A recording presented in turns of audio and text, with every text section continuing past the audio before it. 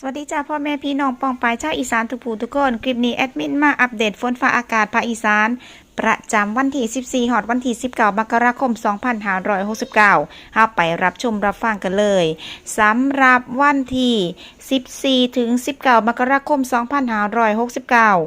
บริเวณความกดอากาศสูงหรือมวลอากาศเย็นที่ปกคลุมประเทศไทยตอนบนและทะเลจีนใต้มีกำลังอ่อนลงลักษณะเช่นนี้ส่งผลให้สภาพอากาศของภาคอีสานจะมีอากาศเย็นถึงหนาวกับมีหมอกในตอนเช้าและจะมีหมอกหนาบางพื้นที่โดยอุณหภูมิสูงขึ้น 4-6 องศาเซลเซียสจ้ะพี่น้องโดยในช่วงวันที่16 ถึง 17 มกราคม 69ภาคอีสานจะมีฝนบางแห่งส่วนมากทางตอนบนของภาค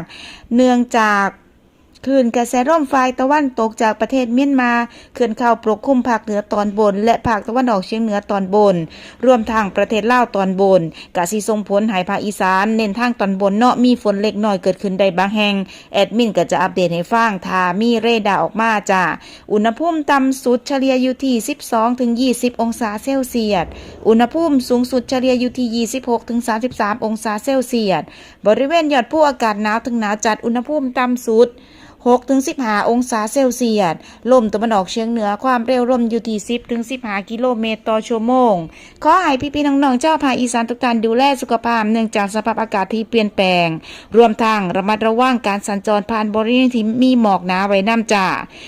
และระวังอันตรายจากอัคคีภัยเนื่องจากสภาพอากาศแห้งและลมแห้งเนาะคลิปนี้แอดมินลาไปแล้วสวัสดีค่ะ